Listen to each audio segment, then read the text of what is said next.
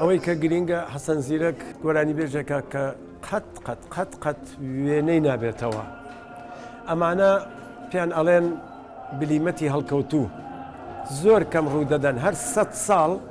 100 ساڵ جارێک لە ناو هەر نەتەوەیەکدا شتێک یان ئینسانێک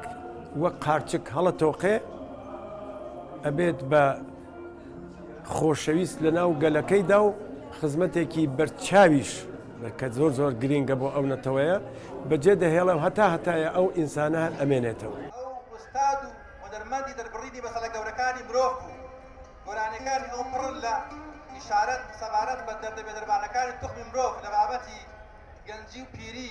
نەخۆشی مردن قەدەر. حەسەن زیرەک هونەرمەندی چێزگار گەورەی گەلی ئێمەیە کە ڕۆڵی چێزگار گەورەی هەبووە لە هونەری کوردیە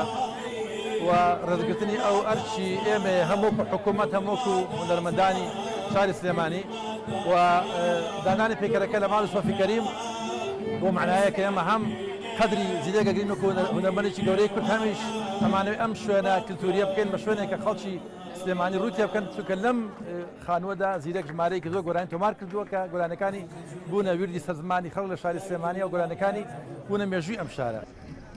ئەبێ سێری حەسەن زیرەک بێنیتر دڵمان خۆشە بێت کە ئەمەندە دەوڵەمەندی زمانین.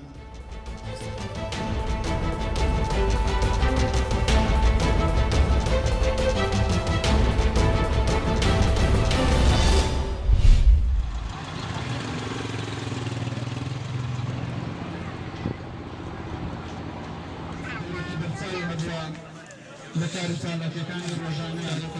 لەێداکردن پێشکەشکردنی شارەکەی ساڵ ڕۆژی ڕەحلەتی حەسەن زیرەکە ئەو عالەمە لێرە کۆبووەتەوە زۆر خۆشحاڵی و هیوادارم هەموو ساڵێ لەم وەختەدا مراسیمێکی زۆر ڕازەوە و جوانی بۆ بگیرێ بۆ هونەرمەندە گەورە بۆ هونەرمەندەی کە لە جیهاندا ناسراوە زۆر خۆشحاڵین یعنی تای میلەتی بۆکان خۆشحاڵە بۆ مەسەلەیە. دوری وڵات مۆمی لە شێم بەعاوگریت بە کەس و دەرد و کۆمەڵ سەلامت لێبێ شارەکەی بۆکان بوو کە سوورەکەی ناوچەی مکوریان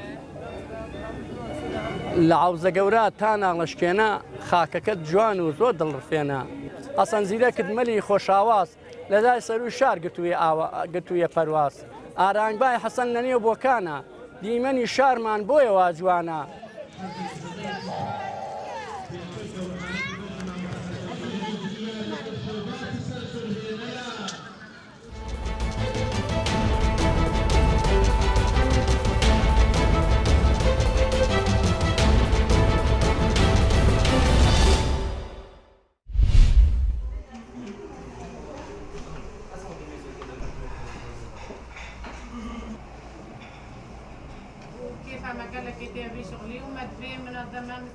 ناوێ من ساجیدایە و ئەژی خەڵکا شنگالیمە وەجی کەچاوێ فەرمانیمە و ئەم سەرێ 4 ساڵە ئەمی ڕەڤین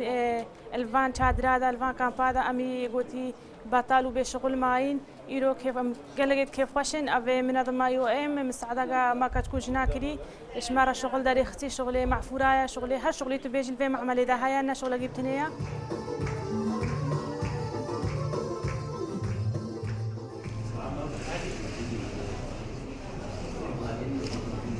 غایت اساسی دیدنا کلی ونکاریا بو خلکن هجارن و دوره تایبت آفرتا چون کل کلتور ما آفرت گلکا خاصتا آفرتا به خدان شهاده بیتن گلک دلیوا کاریا بوی گلک ما خدان شیان کار گلک و دوره هین و فردی وی پروژه دانین کو آفرتنه مفادار بنج وی پشوش اف پروژه دیتا راز وکرم بو محافظات دهوکه و بشنینگه او ده سرپرشتی هایی کرد.